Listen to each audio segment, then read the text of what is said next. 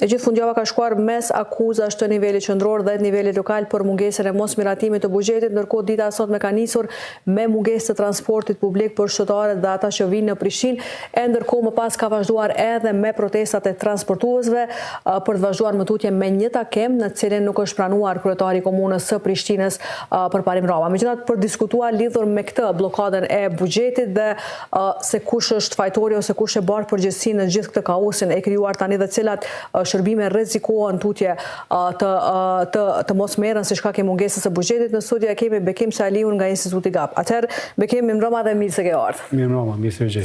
Faleminderit shumë. Bekim, e pam situatën e deri tanishme në Prishtinë, sot nuk ka transport publik, ka nisur me protesta, akuzat ndaj me nivelit qendror dhe lokal. A mund shkoj duke u rënduar kjo situatë dhe çka tregon e gjithë kjo situatë dhe këto përplasje që po i shohim me zyrtarëve? Situata është e rëndë, jo vetëm transportin publik, por në shumë fusha në kryeqytet, për shkak që tash e 3 muaj ditë pothuajse nuk janë ekzekutuar pjesa dërmuese pagesave që duhet të ekzekutonte Komuna e Prishtinës, kanë mbetur pa paga, domethënë shërbys të mirëmbajtjes të objekteve në shëndetësi e në arsim, kanë mbetur pa paga një numër i konsiderueshëm i ndërmarrjeve publike lokale. Pastaj ju e dini përpjekja e udhëheqjes aktuale të Prishtinës për ta reformuar trafikun urban nëpërmjet subvencionimit të kilometrave, që ka prodhuar një kontratë milionëshe në raport me Komunën e Prishtinës e obligime në raport me operator privat e publik të transportit publik, të cilat nuk janë ekzekutuar si obligime tash e 6 muaj, dhe natyrisht që këto kanë prodhuar këto pasoja cilat njërën për tyne e po mësat. Mirë, po kjo nuk është pasoja e vetme. Rrezikojmë që të mos kemi shërbime në shkolla për shkak mungesës ngrohjes, rrezikohet të ndërpritet energjia elektrike në gjitha shkollat dhe qendrat e mikësisë familjare. Realisht Keci dhe Komuna e Prishtinës janë duke operuar me një marrëveshje të mirëkuptimit, por ndryshe ka 3 muaj ditë që domethënë Komuna e Prishtinës nuk i ka kryer pagesat në raport me ndërmarrjen e Kec.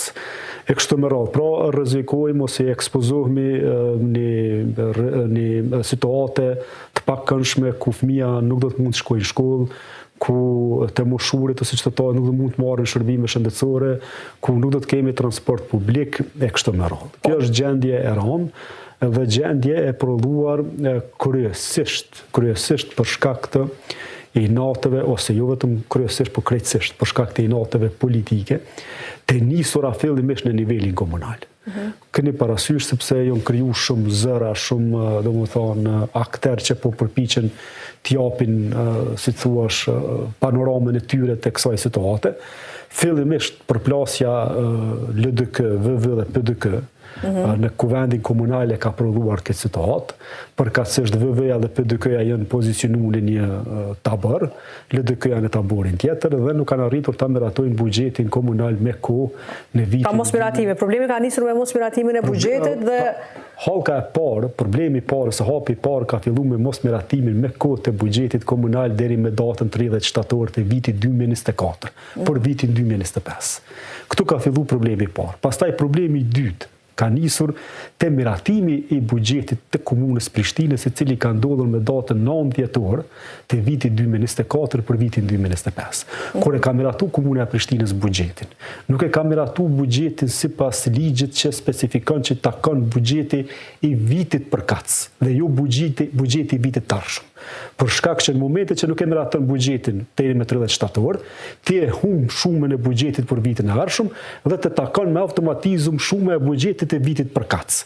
Komuna e Prishtinës, përkatësisht kuvendi dhe ekzekutive që e ka dërguar te kuvendi buxhetin, në vend që ta miratoj buxhetin me humbje tani, për shkak të mosmiratimit me kohë, e kanë miratuar buxhetin me rritje, sipas rritjes që ka qenë parapar për vitin 2025, dhe tashti ajo rritje, përkatësisht ai ndryshim i rritjes do duhet kalonte me miratim në qeveritë Kosovës, përkatësisht Kuvend Kosovës. Dhe këtu ka rrezikuar ose këtu ka deviju komplet procesi. Po ta miratonte Komuna e Prishtinës buxhetin sipas shumës vitit përkatës dhe jo shumës së vitit tashëm, nuk do të kishte nevojë të kalonte procedurën e miratimit. Se ka ndodhur që ka hyrë në këtë formë miratimit me rritje? Tashti pse ka ndodhur janë dy, për mendimin tim janë 2 arsye. Arsyeja e parë është se Komuna e Prishtinës përkatësisht udhëheqja që ka menu ose ka besu në racionalitetin e procedurës dhe racionalitetin e liderëve të njerëzve që me shpejtësi do ta procedojnë pastaj në qeveri dhe në kuvend ndryshimin e ligjit për buxhetin dhe pastaj do të rregullohet gjithçka. Ky ka mund të jetë, si thua, njëri prej opsioneve. Opsioni i dytë ka mund të jetë që pastaj Komuna e Prishtinës ta përdorë njëjtë sikur që përdor sot qeveria si karem për të kritikuar qeverinë ja mi shkurtove buxhetin ose nuk po ma lejon buxhetin. Domethënë edhe kjo ka mund të jetë një arsye, domethënë shtesë që liderët tonë dinë ta mendojnë, dinë ta listojnë në mesin e opsioneve, ndonë se nuk do duhet të ishte kështu. Pra unë gjykoj që ka ardhur për shkak të këtyre dy. Ndërkohë, a ka mundur, a ka pasur afatet paktën të fundit që qeveria ta kalonte edhe këtë buxhet sepse është akuzuar që nuk ka dashur ta procedojë tutje? Ministria e Financave duket që e ka marrë buxhetin e Prishtinës me 17 dhjetor. Ndërkaq e ka miratuar në qeveri me 31 janar. Të vitet, këtij viti përkatësisht, me 31 janar është miratuar në qeveri. Me 17 dhjetor është shku në Ministrinë e Financave. Që ka lënë me kuptu që Ministria e Financave nuk e ka përmbush shpejtësinë që ja kërkon ligji. Se ligji thot më njëherë. Thot më njëherë posa ta pranon Ministria e Financave për të qenë në qeveri dhe më njëherë qeveria për të qenë në kuvend. Mirë, po çka ka ndodhur ndërkohë është që me 11 janar është shpërbë kuvendi i Kosovës. Kuvendi legjislatura e 8 kuvendi i Kosovës është shpërbë me 11 janar. Dhe kjo nuk ka qenë kuvend i shpërbër, kjo ka qenë kuvend, si thuash, e kryer të mandatit. Që ka lënë me kuptu që ka pasur mundësi edhe 1 muaj ta meratej ligje. Mirë, por kjo nuk ka ndodhur në procedurë. Për shkak të, domethënë, neglizhencave ose, si thuash, tekeve ose nuk e kanë po me prioritet një pra prej të dy palëve ose mund të jetë si strategji, mënyrë e qëllime inate ose si mungesë e papërgjegjësisë. Mungesë e papërgjegjësisë, përpjekje për ta, si thuash, ose neglizhuar ose kriju një terren të favorshëm qoftë për veten, qoftë për, domethënë, ose një terren të favorshëm për kundërshtarin, kështu që kjo është rezultat, po mendoj pasojat e kësaj gjendje janë krejtësisht rezultat i papërgjegjësisë dhe i neglizhencës. Mirë po, unë nuk du në këtë emision dhe në asnjë rast ta luaj rolin e neutralit, të përpiqna të them që jo, të dy palët kanë faj, sinqerisht në këtë pikë të dy palët kanë faj, mirë po, pjesë ndërmuese të fajit e ka Komuna e Prishtinës, por jo domosdoshmërisht kryetari i Prishtinës për shkak që është përballë me një opozitarizëm të fortë në kuvendin komunal nga VV-ja dhe PDK-ja. Dhe VV-ja dhe PDK-ja, domethënë opozitarizmin që e kanë paraqit në kuvend komunal, ka shkaktuar pastaj probleme procedurale në vazhdimsi. Keni parasysh edhe një detaj tjetër. Domethënë kryetari aktual i Prishtinës po thirrët detyrat vetanake, të cilat nuk janë miratuar si bardhi. Pra, kuvendi komunal e ka për obligim të miratoj bardhin e tyra vetanake nga vitin e vet, cili nuk e ka bërë në vitin 2024 për vitin 2025. Cilat prap shkaktojnë telashe procedurale për Ministrinë e Financave që t'i ekzekutoj si mjete për Komunën e Prishtinës. Për shkak që Ministria e Financave është institucion, nuk është, si thuash, një kompani biznes i cilin varet nga vullneti, varet nga procedura, dhe këtë shteti është procedurë. Për atë arsye ose dën ta mosh ose jo. Tash apo i bie që qeveria në detyrë po i shkel procedurat me këtu alokimin dhe me këtë alokimin e fundit apo jo? Jo, sepse domethënë thirret me parimin e 1 dumajtës. Pra e shpërndan buxhetin 124 milion euro, i shpërndan për 12 muaj në dumajt. Por çdo muaj e lëshon 1 dumajtën. Mirë, po aja që ka më dokt murisi dhe befasi që kësti që u lëshu në raport me Komunën e Prishtinës është kësti i fundit. Nuk është kësti i mujt 11, por është kësti i mujt 12. Që ka lënë me kuptu që Komuna e Prishtinës i ka marrur 2 këste për me njëherë. Dhe kjo pastaj krijon telashe tjera për shkak që në 10 orë lënë me kuptu që Ministria më nuk ka fare për Komunën e Prishtinës fare. Dhe keni parasysh disa pra, elemente. Në nëntor i ka tërhequr parat mjetet e për dhjetor. Po sot përkatësisht të premten, Ministria e Financave e ka ekzekutuar këstin e 12 në raport me Komunën e Prishtinës dhe jo këstin e 11. Që ka lënë me kuptu që në raport me Komunën e Prishtinës ka ekzekutuar për 1 muaj, 2 muaj. Dhe kjo është pastaj telashe tjetër tjetër që lënë me kuptu që mo këste në kohë Komuna e Prishtinës në Ministrinë të Financave soi përket buxhetit, tashti jo soi përket hyrave vetanake. Kjo është çështje e ndarë. Keni parasysh një gjë. Domethënë deri në shtator të këtij viti Komuna e Prishtinës i ka shpenzuar 78 milion euro. Pra i ka shpenzu 78 milion euro. Prej tyre 34 milion janë paga, 24 milion janë madra, 2.7 milion janë komunali, 4 milion janë subvencione dhe 13 milion janë kapitale. Pra, lënë me kuptu që ka pasur një funksionim edhe financiar të Komunës Prishtinës nga janari deri në shtator. Dhe çka nuk vlen thua këto akuzat për bllokat gjatë gjithë kohës apo thjesht këto akuzat janë për projekte të caktuara apo çfarë ndodh? Aja çka unë mendoj që do të ishte ullës të bëhet në këtë rast është që ndoshta kjo mund të jetë kompetencë e presidentës. Por presidentja mund të caktojë një komision vlerësues në lidhje me atë se çfarë ka ndodhur në Komunën e Prishtinës. Sepse vërtet diçka është e paqartë. Ka shumë mamulli, ka shumë paqartësi, jo vetëm procedurale, por dhe financiare. Ta zonë për shembull, nga janari deri në shtator janë tërhekur nga përmbaruesi 16 milion euro nga buxheti i Komunës Prishtinës. Por 16 milion euro janë tërhekur nga përmbaruesi. 85 milion euro i ka Komuna e Prishtinës borx. 85 milion euro. Borx kompanive kryesisht kompanive, domethënë për punë të pakryera. Në komuna tjera kjo shifër kryesisht shkon tek kategoria pagave, Komuna e Prishtinës dominon kategoria kapitaleve. Por nga 85 milion sa i ka borx Komuna e Prishtinës, dikun 65 milion i ka borx ndaj në raport me kompani. Çka tregon kjo? Kjo tregon që një rrezik shumë të madh që ka Komuna e Prishtinës për falimentim funksional. Dhe mund të ketë diçka, domethënë, që shefet në këtë farë hallakame që është kriju në raport me opinionin për shkak që dokumentet zyrtare po flasin për një rrezik të madh financiar që ekspozohet Komuna e Prishtinës dhe dyta për një rrjedhë, për një qarkullim financiar të pakontrollueshëm. Po flasim për keqpërdorime, pra dyshime për keqpërdorime, manipulime, Ma pakta, tashte unë nuk mund të jam instancë të cili mund të flas për keqpërdorim, por pse ka ardhur deri te këto shifra. Nuk e kam të qarta. Pra si profesionist i kësaj fushë që e përcjell tash 2 dekada, domethënë edhe që konsideroj që jam një solid edhe i procedurave buxhetore, unë nuk e kam të qartë se si ka ardhur deri te këto shifra dhe çka ndodh tash kur Ministria e Financave e dërgon këstën e 12 në kantën e Komunës Prishtinës. Me 16 milion euro të ekzekutura nga përmbaruesi, lënë me kuptu që potencialisht ato 10 milion euro mund të ka prapë përmbaruesi. Dhe nëse i ka ato 10 milion euro ose një pjesë të tyre, shërbimet tjera do të mbesin pa paguara.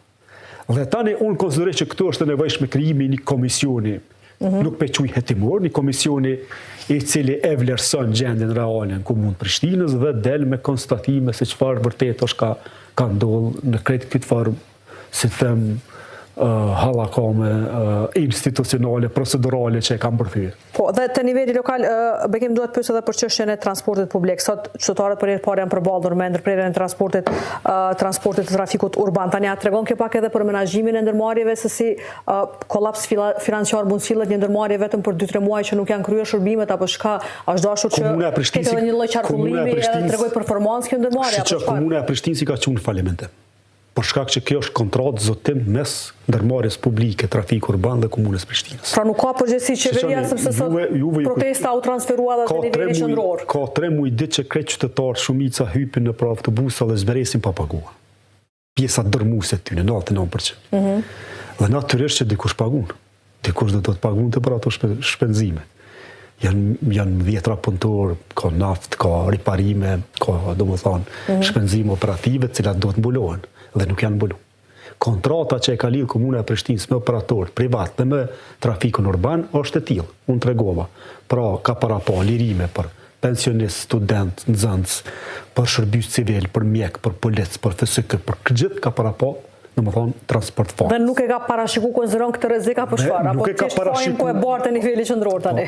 Tani domethënë kjo është operatorët kanë bërë shumë mirë që sot kanë shku kanë protestuar te Komuna e Prishtinës. Dhe kanë bërë shumë gabim që kanë shku kanë protestuar te qeveria e Kosovës. Sepse operatorët kontratë kanë me Komunën e Prishtinës, jo me qeverinë. Dhe Komuna e Prishtinës është nënshkruasja e kontratës së tyre. Dhe Komuna e Prishtinës që obligohet tash 6 muaj, domethënë këtyre operatorëve për t'ia vlshu parët, të cilat nuk e. Dhe a konsideron bekim që Unë gjykoj, prapë po them, unë gjykoj që ky këst që lshu nga Ministria e Financave nuk e zgjidh problemin. Mund ta zbus në disa sektor caktuar, por jo ta zgjidh.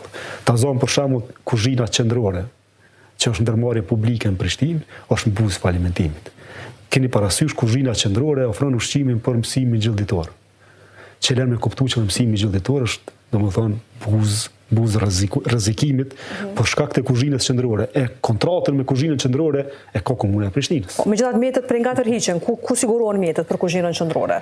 Sigurohen nga buxheti i Komunës Prishtinës përkatësisht nga linja e subvencioneve, cilat nuk kanë bërë tash 6 muaj. Jo vetëm kuzhina qendrore, edhe ndërmarrja e Gjelbërt, edhe ndërmarrja publike Pallati Rinis, edhe domethënë kompania pastrimi dhe kompani tjera publike nuk kanë marrë pagesa, përfshi këto kompanitë private të cilat kanë kryer punë publike përkatësisht investime kapitale. Nuk kanë marrë. Pra, grumbulli i subjekteve që presin pagesa nga Komuna e Prishtinës është i madh. Dhe ky këst që lshuar sot, përkatësisht premten, e zbut në disa sektor, por nuk e zgjidh. Dhe unë gjykoj që edhe miratimi i buxhetit rregullt për vitin 2026, prapë nuk do ta zgjidh krejtësisht problemin financiar në Komunën Prishtinës, për shkak që thash janë 85 milion euro, të cilat aktualisht tregohen si obligime në raport me Komunën e Prishtinës. E 85 milion euro janë dyfishi i shumës që Komuna e Prishtinës e ka në dispozicion baza vjetore për investime kapitale. Pra dyfishi i shumës që Komuna e Prishtinës e ka në dispozicion për investime kapitale. Që lënë me kuptu që këtu duhet një, si thua, një konstatim, një vlerësim më i detajum se çka realisht ka ndodhur. Dhe nëse flasin në përgjithësi, tani e dim që deri në mars apo jo do të ketë buxhet për kryerjen e këtyre shërbimeve, pagesave dhe shërbimeve publike. Çka do të ndodh bekim ose si do të vazhdojë kjo zgjatje buxhetore? Mund zgjaten me këtë situatën aktuale kur po shkojmë zgjedhje tani? Për janar dhe për shkurt, domethënë, nuk ka probleme sa i përket alokimeve, shpenzimeve buxhetore, për shkak që ekziston me automatizëm zgjatja buxhetore, cilën pastaj e menaxhon Ministria e Financave përkatësisht dhe SAR-i. Ndërkaq problemet mund të shfaqen nëse nuk kemi kuvend të konstituuar dhe qeveri të zgjedhur në shkurt të vitit të ardhshëm. Përkatësisht nga 1 marsi e tutje, nuk mund më të ekzekutohen pagesa për asnjë kategori. Pra asnjë kategori më nuk mund të pres paga, shpenzime të tjera dhe shteti pothuajse bllokohet në tërësinë e saj. Aja që aktualisht po i ndodh Komunës Prishtinës, mund të ndodh nga marsi e tutje. Edhe niveli qendror edhe komunave tjera apo jo? Patjetër, të gjithave. Dhe kush e bart përgjegjësinë për këtë situatën edhe mënyrën se si pati tentativë të kalojë buxheti apo cilat kanë qenë procedurat dhe baza ligjore për të kaluar më ndryshe buxheti apo thjesht nuk ka pasur formë ndryshe? Unë gjykoj që tash ekziston një si thua logjik që të dërgon të ajo që cilësia e ligjeve derivan cilësinë e shërbimeve.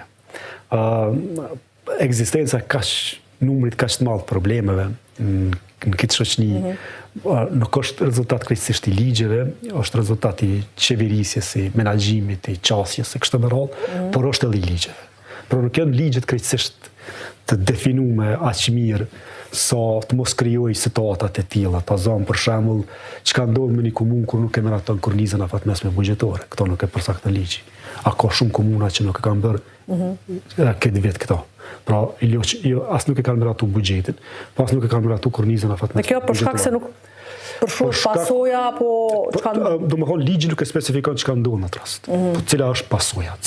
Kur thush cila është pasoja, atëherë nuk kupton cila është përgjegjësia. Ato që po e kërkon ju në këtë rast.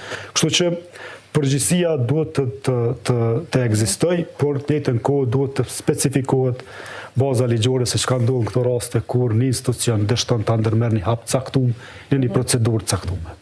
Po, dhe përmenda mund të hyjmë kolaps financiar prej marsit dhe tutje dhe apret që përsëri të vazhdojmë edhe pas zgjedhjeve me ngërshje dhe mungesë konsensusit mes partive për të formuar një qeveri duke parë këtë blokadën gjatë këtij viti që e pam të gjithë. Pyetje milionshë. A mund të pres? Po, mund të pres duke u bazuar në këtë, domethënë elitë politike, në këtë nivel të racionalitetit i cili ekziston, po mund të pres që Përkundër rreziku që e din që ekziston me buxhetin dhe gjitha shërbimet, apo jo? Po, domethënë përkundër këtij rreziku. Mirë, po të njëjtën kohë ka sinjale që mund të shkohet në një koalicion të madh. Dhe nëse kjo ndodh, pastaj atëherë është lehtë kalimi këtyre procedurave. E ky koalicion i madh është VVPDK. Pra, nëse eventualisht mund të ketë ka sinjale të tilla që sepse edhe nëse kemi edhe një qeveri me minimum vota, pastaj përsëri është çështja e presidentit, e që përsëri këtu flasim përsëri për buxhet, apo jo, sepse gjatë gjithë kohës sillemi te buxheti, ndërkohë konsideron që nëse nuk ka një koalicion të madh, atëherë përsëri do të shkojmë në zgjedhje dhe përsëri kolapsi financiar është aty para dyerve, apo çfarë? Konstituta e Kosovës specifikon që kuvendi i Kosovës shpërblëhet me automatizëm nëse nuk e zgjat presidentin. Pra, kuvendi i Kosovës provon me zgjidhje presidentin. Në rast që nuk arrin, me automatizëm shpërblëhet kuvendi i Kosovës. Kështu që po, domethënë, ky është rreziku, shtesë që kemi para, në rast që nuk ka një konsenzus, kompromis politik me subjekteve politike, veç me subjektit parë dhe subjektit dytë, atëherë, domethënë, vendi rrezikon prapë të shkojë në zgjedhje në prill të vitit të ardhshëm. Po, ndërkohë, kryetarët e komuna, pasi që kanë përfunduar zgjedhjet lokale, çfarë atmosfere po e marrin mandatin e tyre dhe çfarë sfida i presin, kur shohim që ka mungesë buxheteve të mjeteve edhe pastaj të investimet kapitale. Çështja kryesore është çështja që ata bartin është investimet kapitale, apo jo? Në 2025, përkatësisht në 2024 për vitin 2025 vetëm 3 komuna nuk e kanë meratuar buxhetin. Është Prishtina, Gjilani dhe Zubin Potoku. Këtë vit, në 2025, për vitin 2026, janë 11 komuna që nuk e kanë meratuar buxhetin. Çka lë me kuptu që ky sindromi mosmeratimit të buxhetit me kohën kuvende komunale është zgjeruar. Dhe këtë këto 11 komuna janë komuna shqiptare. Kjo është informata e parë ose shqetësimi i parë. Shqetësimi i dytë është që po, kryetarët e komunave po e marrin mandatin në një atmosferë shumë të rëndë. Në një atmosferë shumë të rëndë, me paqartësi, me domethënë vështirësi.